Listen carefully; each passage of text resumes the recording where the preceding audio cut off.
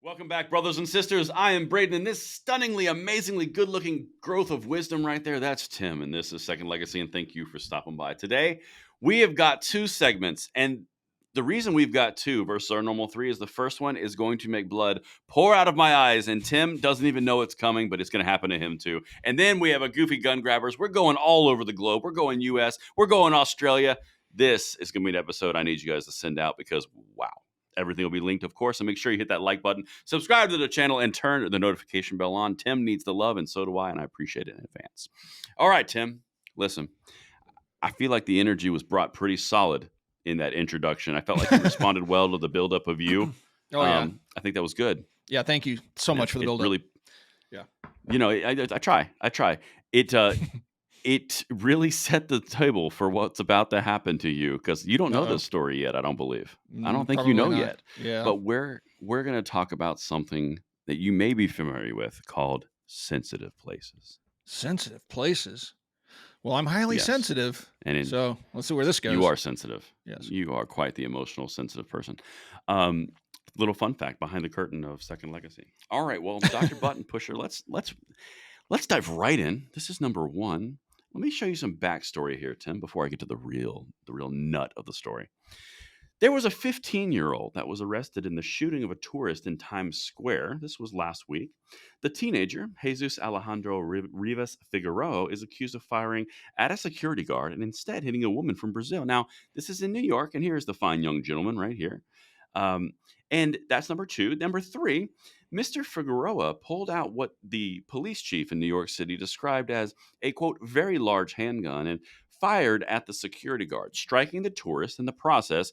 He then ran off, firing at an officer as he went. Given the crowds in the area at the time, officers did not fire back. So before we hit the crux of the issue, Tim, let me just highlight this and paint this picture for you. I'm going to bring you into this little story time.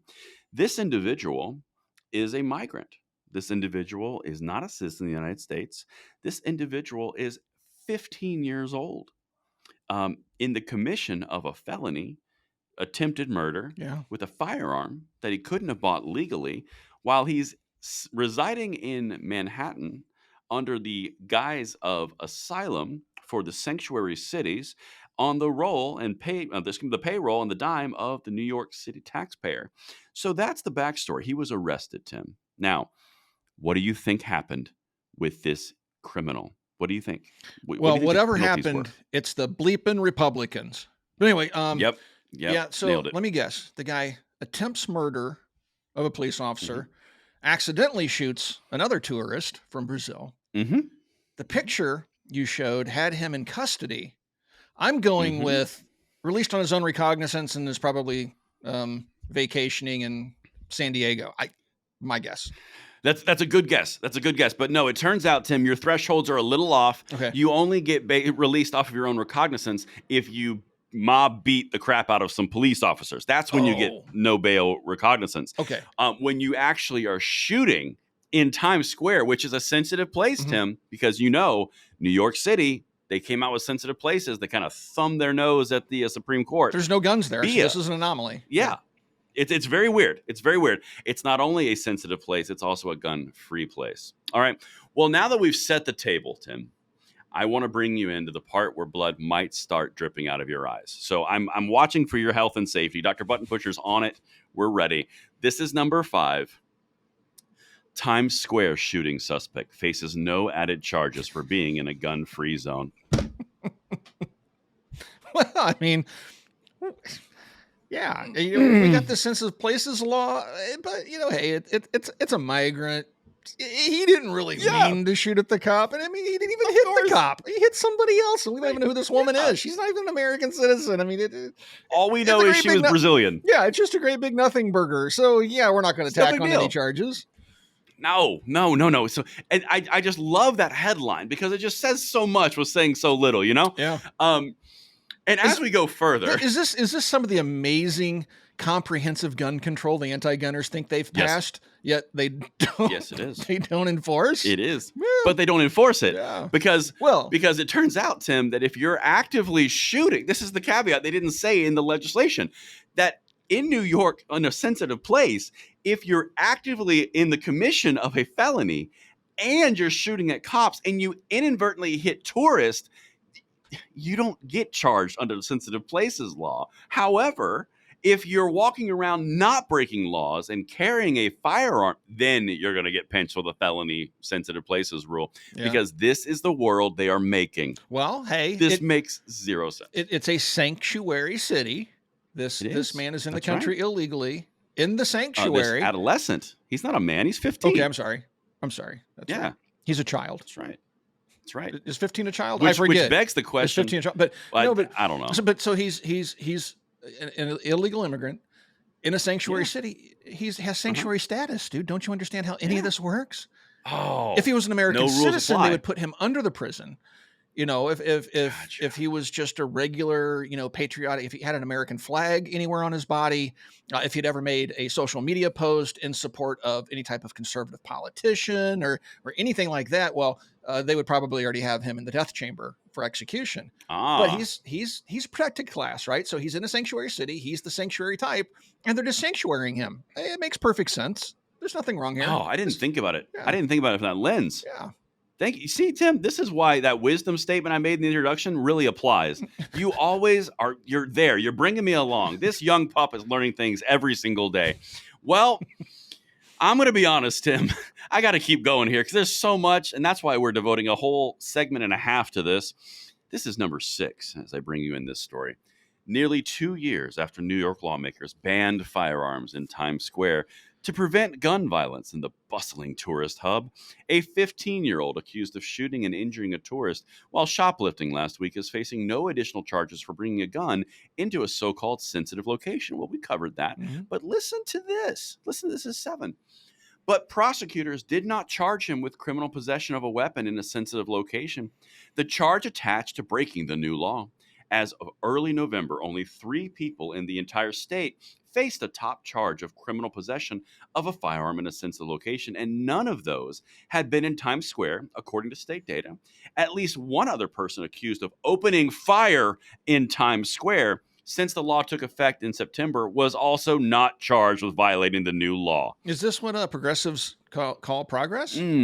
Yes, it is progressive, and that's exactly what it is. But see, now these people don't have standing, so exactly. Yeah. So this can't exactly. How are you going to stand up in court? Yeah.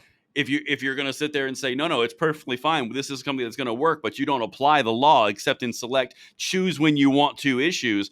That seems like a different treatment for different folks. The courts love that, don't they? They do. They absolutely do. And but this also seems like perhaps they're trying to keep from losing this in court. So they're not going to. They're trying to keep these cases from going to higher courts by not charging. Maybe not creating injury. Maybe right. Maybe it's one of those laws because legitimately, if you're gonna have a law and tout it as the safest place on the planet because of this sensitive location law, but you don't enforce it. What's the point? Right. Well, but we've seen this before where they pass laws and then they try to get challenged in court and they go, well, I mean, the law has not, there's nobody injured by this law yet. The law may be on the books and it may be wildly unconstitutional, but the state hasn't charged anybody with this unconstitutional law yet. So there's nothing the Supreme Court can do about it. You remember that conversation? I do. You know what that was on? That was on the mandated insurance for gun owners in California, San Jose. That's exactly where that was. It's like, well, yeah. It's weird how that works. And so maybe they're just waiting until, there's a change in the courts, different appointments, some justices step down, and then they're going to start enforcing. I mean, who knows? I mean, it's pure speculation, but it is awfully fishy why they would have, in New York of all places where they're, the leadership is radically anti-gun, but they're not charging people with these powerful, new, amazing gun laws that they've enacted, that they're just touting that they've done such great things we'll get into later. Yeah. Isn't that weird? Yeah. Isn't that odd? Doesn't that at least tickle a little bit of the curiosity? I mean, it certainly did for me. Certainly. I just made up a word. Certainly. All right. This is number 8. This is the part where blood might start coming out. God, this guy. Oh, goodness gracious. Doug Cohen, a spokesperson for Manhattan District Attorney Alvin Bragg, progressive Alvin Bragg, by the way, declined to comment on why the office did not charge the suspect with the criminal possession of a weapon in a sensitive location, a Class E felony punishable by up to 4 years in prison, but noted the defendant already faces more serious charges. Oh. Wait, what? Yeah, so we're not gonna charge him with any of these laws we've passed because he already has charges pending. I mean, Right. and this is what happens in the United States. They pass all these laws that become tack-on Uh laws. huh. So they'll arrest you for Exactly. one thing, and they'll tack on 50 other things, and they'll just hope they're just throwing poop at a wall, hoping something sticks. So, but those little independent tack-on charges are very rarely used independently, right? Correct. As an example of that, I'm just making this up, but like literally nobody I know cares anything about 922R. But if they pinch you for having an illegal machine gun and they happen to find an illegal gun that is not 922R compliant while they're tossing your house, then you'll probably get that Hmm. tack on charge as well. But independently, if you're just out at the firing range, ATF sees you with a non compliant firearm, they're just going to walk off like, yeah, not worth the time. But these tack on charges are meant to keep Correct. you in prison longer and just to get you into prison to make you look like a really bad person. If in that Yeah, isn't that instance, weird? now this case, this is a really bad person, but interesting. They Isn't don't want to isn't it overcharge odd? them. They're being responsible. Yeah, I mean, they've got to be responsible. They don't want to over apply the law they passed and bragged on for, forever. Um, well, you remember Amy Swearer, right? I swear I Does that don't. name ring a bell? So, Oh, I see what you did there. yeah. I see what you did there. Dang it. I see what you did. I'm Well, sorry. let me enlighten you, you smarty pants. You left the door open. I had to step through Amy it. Swearer, you did. I had to jump through it. Amy Swearer is the woman, brown hair, about shoulder length, who's always testifying in the Senate and in the House for gun control measures and like for the gun rights argument side. She's the one that always refutes all of it. We've covered her a few times, Mhm. but she said, Amy Swearer, a legal scholar at the Conservative Heritage Foundation, said it seems like the law's goal is only to charge people who carry guns for self-defense, Mhm. but don't actually use them to commit crimes. Mm. I think that is incoherent, Swearer said.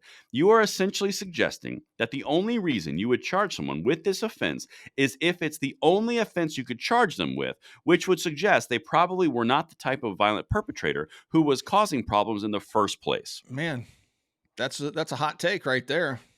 That seems to That's make the a way. lot of sense, doesn't That's it? it. Yeah. That's exactly what's happening. Because think about this. Again, if you look at these two juxtaposed views, right? There are examples. One situation, Tim, you've got someone who is here illegally, who is not a citizen, who has a gun underage, who is not able to buy a gun legally through the 4473 background checks, is committing shoplifting and attempted murder with a firearm bought off the street in a gun control paradise, New York City. They're not going to get charged for shooting a gun off in Times Square and attempted murder because that's just too extreme. Yeah, Then he's you got other look charges at the pending other anyway. example. Yeah. Right, other ones. Yeah. Yeah. Don't worry. He And then jaywalked. I'm if pretty you sure they look got at him the on other that one. example, Yeah. exactly, jaywalking's it's an epidemic. And then you look at the other example, someone like you or I who are carrying our gun, who are not committing felonies, who are not attempting murder, who are not shoplifting. If we get pinched, we're getting a felony for 3 to 4 years, potentially in prison. But this guy who was actually attempting murder, no, we don't need. Let's not get crazy. Yeah. He's here on sanctuary. But let's terms. not overcharge him. You cannot look past this. This is insanity. That is, Oh, I mean, I've said it before and I'll say it again in the future. We are living the plot line of the movie Idiocracy. We truly are. we really are. And Every day I open the news, I'm like, yep, this is that. Maybe I died and I'm living in We're some here. sort of virtual reality type of thing. And this isn't real anymore because you're going Matrix on us, huh? it could be because it has gotten so stupid. It's like a B movie plot and it just gets dumber every day. And you're like, okay, there's no way they're going to get dumber than this. And then you open up your web browser the next morning and like, well, they did. I don't know. You're correct. And you know what's amazing? Because this is a unique experience that you and I have because we spend so much time observing the gun controllers and their points and their pushes and their angles. You get exposure to stupid a lot. You Mhm. do, genuinely. Like you start to kind of go, wow. But as a perfect example of that, Tim, we're going to wrap this segment up with something from Giffords Law Center. We're going to bring this in. We're going to hone it in right now because this is who we are competing with to preserve our rights against right here. And if this does not give you hope, I don't know what will. This is number 10. But David Pacino, legal director of the Giffords Law Center. So this is the director level. This is above manager, right below SVPs. A gun violence prevention organization said even though the Manhattan DA's office did not bring a sensitive location charge in the recent Times Square case, the law still deters people from carrying guns in high traffic areas. Oh, just wait for the second one. Quote, dude, listen to this. Just have fun with it, please. Quote, if that shoplifter had entered the store without a gun on him, it is likely there would have been nobody injured in that incident, he said. But because there was a gun present, there was the possibility of that escalation and that violence taking place. Wow. Whatever Biden is eating or drinking that's giving him the stupids, I think might be getting passed around. Dude, this is unbelievable. Yeah, if he wouldn't have had a gun, this would have had a different outcome. Like, dude, how do you even address this level of stupid? I don't. I think Wow. we have to zoom out first. I think we have to zoom out macro and then hone in on the micro. Okay. For example, that's what I think we have to do. I think we have to do this together. So really hold each other's hand at this one because this is engaging deep in the stupid. It is. So the argument here is a 15-year-old who is not a legal citizen has a gun. Illegal gun. Illegal gun that he could not purchase through the FFL system in New York City, the place of the peak gun control in this nation, in a ultimate gun control zone of sensitive places in Times Square. If only he had been deterred, because it is a deterrent. But and if he didn't have a gun when he was doing it, he wouldn't have shot anybody. Because, that's what you took from that, huh? Well, so in the first paragraph there, we have the law still deters people from carrying guns in high traffic areas. What people does it deter? Yes. The law abiding, the ones that aren't the problem. So then you go to the second paragraph and they say, well, if the gun had not been present, you mean if your law had actually deterred him and it did not because he's a criminal? Thank you. And all the other ones? Right? It's like, but we're not going to charge him. Well, now, if you carry a gun and you use it in self-defense, but you're carrying it in sensitive places, we're going to go ahead and put you in prison for 4 years. Even if it was a good shoot and you were defending your life, you still broke the law, buddy. But now if you're a criminal with a gun you bought out of the trunk of a car and you're illegally in the country and you're shooting at police, we're not going to charge you with that deterrent law because maybe it didn't deter you. And so therefore, we're just going to give you a pass on it. Oh, no, that's right. They have more serious charges. Exactly. This is just unbelievable. But this basically goes to exactly what we were just talking about. This entire law is meant to punish people, law-abiding people who might use a firearm in justified self-defense. It's about punishing them and deterring them. Mm-hmm. They don't care about the criminal. We're not even going to charge them with it. Oh, but Tim, just when you think it can't get better. Oh, come on, really? A third sentence. I do. All right, here we go. Pacino said prosecutors should charge someone with violating the sensitive location ban when they bring a firearm to Times Square or any other area on the list. But he said the measure is intended more as a deterrent. What the action? It's just a deterrent. This is who we're not going to ever really. I mean, if you carry it, we're going to charge you. Now, if you pull it out and shoot it, well, we're not really going to charge you for that one. Apparently, the deterrent didn't work, and we're just going to move on to other charges. Exactly. So all the gun control laws that exist in New York City and the sensitive places and the minor status, all those things, ignore those.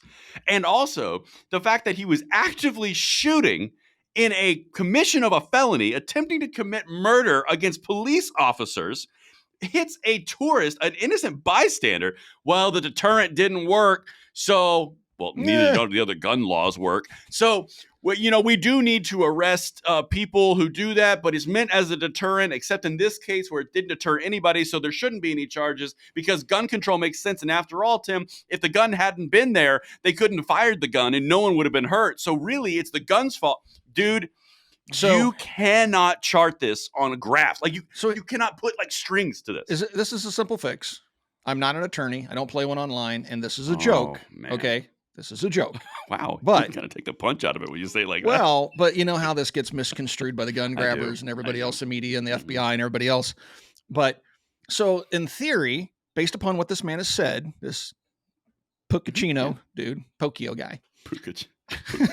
Pookie. Puccino. So basically what he's saying here, folks, is if you're carrying a gun for lawful purposes in New York, but you get stopped and searched and they find this gun that you had no intention of using in a crime, it was just simply for self-defense. If you want to avoid charges, quickly pull the gun and shoot at the officer. Then you're in the clear. Don't do it. Don't do that. Is that the takeaway? Now is I that understand. the takeaway from this? No. I mean, this appears what this they're moron saying? is saying. Is that what they're saying at Giffords Law Center? No, I think that now I understand why you put the disclaimer so clearly in the front, and I appreciate that. Yeah. I do. I appreciate that. I don't want to get you in trouble. Well, thank you. Thank you. Yeah, I don't want to be in the naughty box. But genuinely, that's of course not what we're saying, but that's what these guys are advocating for. That's what it sounds like to me. Trying to bend over backwards. They're trying to justify the existence of the law so much that they are completely endorsing the actions of the criminal. I mean, it's the stupidest thing that you could ever imagine, but that's what they do. And that's why we cover this stuff every single day. The stuff that we're about to cover in G3 is similar. Yeah. We just passed this historic gun control. Over backwards to do this. We just passed this historic gun control in New York City and sensitive places. We're not enforcing it, but we passed this epic, one of a kind, most incredible progressive gun control in 100 billion years. But yeah, we don't really charge anybody with it. But we can't talk about it unless you're law because that'd be weird. Yeah, right. Exactly. All right. So it's the law that's meant as a deterrent, but when criminals violate it, we don't enforce it. But when non-criminals do violate it, we do enforce it because after all, it is a deterrent. It's a deterrent against the lawful, like somebody that's legitimately concerned with their safety. It's not a deterrent for the criminals because such laws don't deter anything. And anyway. And then if you get pinched in the commission of a felony, it's okay. It's okay. We aren't going to use it. It's just no biggie. We got other charges. Blood. Yeah. When I read this, I read it 9 times and I double checked the sourcing and I checked if it was fake or a parody. It is 100% real. Yeah. I'm like, God in heaven. You would seriously think this story was on the Babylon Bee, but okay. Oh, I know. I had to really dive in, but the sources are legit. This actually happened. And with that, blood has stopped. It has clotted in my eyes. And now you get to take the wheel for G3 because now you can bleed from your eyes. Okay. So take that. Here we go. All right, Doc, if we could throw up our first one here. This is from Giffords. And Giffords posted on X today, 6 years ago today, 17 people were killed and 17 were injured at the Stoneman Douglas High School. Since then, through fierce advocacy of our movement, we've made unprecedented progress. Today, we remember the Parkland 17 and continue working to honor them with action. Unprecedented progress, folks. Does that mean they're done? That's weird. I mean, if it's truly unprecedented, we've talked about the 20-some thousand anti-gun laws that are on the books nationwide already, and apparently they've added to this number, and it's unprecedented what they've accomplished. So are they done? Can we go home now? I don't know. I mean, it's unprecedented. I mean, unprecedented progress would seem to me like you've just ended all violent crime in America. So we got nothing left to discuss here. You can just kind of pull up your tent stakes and go home, Giffords. You're done, right? Yeah, it's kind of weird. And it's kind of like that one time where they signed the Senate Bipartisan Safer Communities Act. Thanks, John Cornyn. And then they said, this didn't go far enough. We got a lot of work to do. And then literally that was on ABC. And then over here on CNN, they're like, well, it's really unprecedented. This is the 30-year logjam that just got broken. Back to ABC. It's like, well, it's not great. Back over to CNN. It's like, aren't we amazing? I'm like, guys, are you getting whiplash? Because I am. It's crazy. But then you get into the comments of this post, which is the next one, Doc, if you want to throw it up. Old Bob W. Garner threw this one up. And he's like, yeah, but another year and still no meaningful gun control legislation, broken heart emoji. And my response to old Bob was, but they said they had made unprecedented progress. Oh, right. What do you mean? Biden said he passed the most comprehensive gun control in 30 years. That's done absolutely nothing. But then that's the nature of gun control. It does nothing to curb crime and only makes more victims. Bobby, back to you, Braden. You know what's weird about that? And this I think this actually speaks. Of course, the G3 is meant to mock silliness. And that's why we do this segment. But there's also a lot of kernels of truth that we could dive into on this, right? So in this one, in the response specifically, yeah, sure, Giffords.org, they're going to put out propaganda because that's what they are. They're a propaganda wing for gun control. They have to continue to perpetuate the issue so they maintain relevance. But the The interesting part about this is, and I'm starting to notice this dichotomy of the gun control groups like Parkland, Giffords, Everytown, they have this one theme and this one line of attack, right? It's standard, it's what they do. But then when you look at the followers and the subscribers and the supporters, they have a completely different understanding of what success looks like. Mhm. And when you have this, and mark my words, you can, and Tim, push back if I'm wrong on this, but when you have this in a perceived movement, you have a very large problem brewing under the surface because your constituency thinks that you've got them convinced that you're going to ban all guns and guns won't be legal and it's gone and the scourge of gun violence will be gone forever. And meanwhile, you know that the Constitution and the Second Amendment and the court systems, the Heller decision, the Bruin decision, they're all holding you back. You can't tell your audience that. So you're going, look at all the amazing progress we've made. We've done so many but great at the things. same time, we need more. And then the audience that they're dictating to goes, what are you talking about? That is a recipe for disaster. I'm just saying, at some point down the road, that's not a good look. Oh, the comments in this are mostly against them. They get ratioed fairly regularly. But yeah, absolutely right. Absolutely well, right. I mean, after all, Twitter is a deep, evil cesspool of the right now because Elon Musk freed it. And and the left can't stand that. Left hates freedom of speech. They can't. They just can't. It's like, unbalanced. The context community notes are evil. It's unbalanced. We need to bring balance back to the force on X. I openly lied on X and I got called on it. This is unbalanced. It's unbalanced. Yeah. So, but Giffords and that group, their end goal is to ban all guns. And then when they're done with that, they're not just going to, go home and call it a day. They generate way too much money for themselves. So then just like in the UK and other places, it's going to move on to zombie knives and kitchen utensils and pointed sticks and, anything they can think of because they have to keep that money train rolling. Right. But this is what they want. How many times have you heard the gun grabbers say, we need Australian style gun control in the United States? Oh, all the time. It works. When they get bold enough. Right. When they get bold enough. Right. They always hold it up. So let's see how things are going in Australia, shall we? Doc, can you throw up the first image? These aren't numbered, so just throw up the first one with the turquoise background. This fine Australian officer is holding a homemade Mac 10. Okay. Looks like a Mac 10. Yeah. Yep.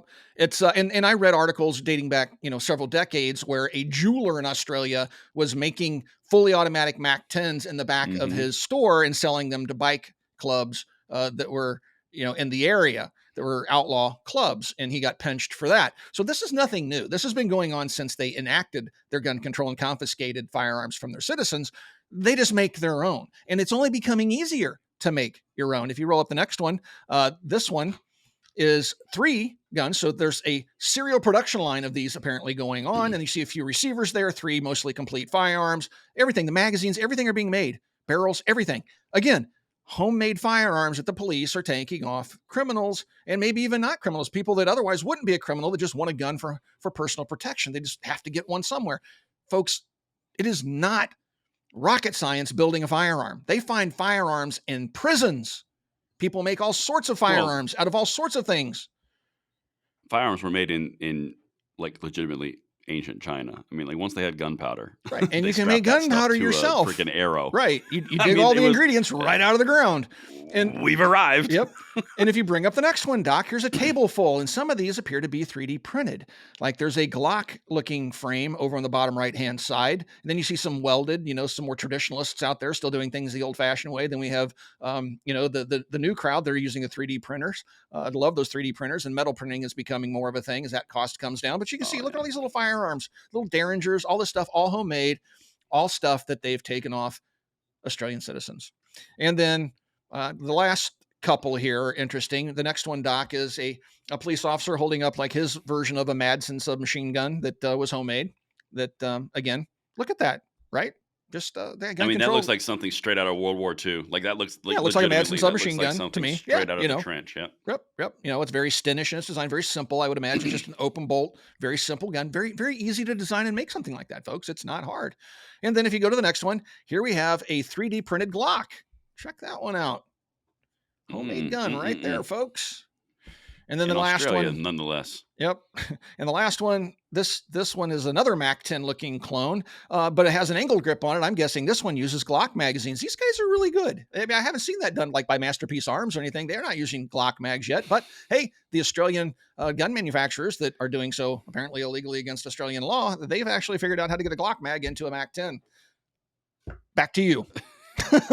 Back to me. Well, I think the basic question here is, if you are looking at the illegal gun shows, that happen in Australia, those evil gun show loopholes, I bet there was a high demand for Mac 10s that take Glock mags, because if anything takes a Glock mag, we have to buy it. Yeah. I have a cereal bowl that might take a Glock mag, so I want it. Yep. That's it's important. affordable, and it's globally. It's like the universal magazine around the world. Like everybody has Glock mags. It takes Glock mags. Yeah. I mean, it takes Glock mags. Like, that's what when people ask me what Second Legacy is, I'm like, it takes Glock mags. It's the Glock mag of political commentary. Yeah. It's the Glock mag of political commentary. Everyone loves it. I mean, everyone wants one. But in all seriousness, like this is amazing examples that are right on the table of something that is, according to the state of Australia, or the country of Australia rather, completely illegal. Yeah. This can't exist. These gun laws are working great. I think this is an interesting segue into something that we talk about a good bit. People are gonna people. Where there is a demand for criminal behavior, the criminals are gonna criminal. That is something that has been a standard across the board as long as humans have had civilizations. Yep. Criminals are gonna criminal. That is just the way that it's gonna be. Yep. And if you create a power vacuum and you ban all firearms from the law abiding, the gun desiring criminals are going to find a way. In economics, the idea of a criminal who is running a business is called an unconventional, I believe it's unconventional business model, or an unconventional entrepreneur. It's illegal, but they're suiting a demand in the market.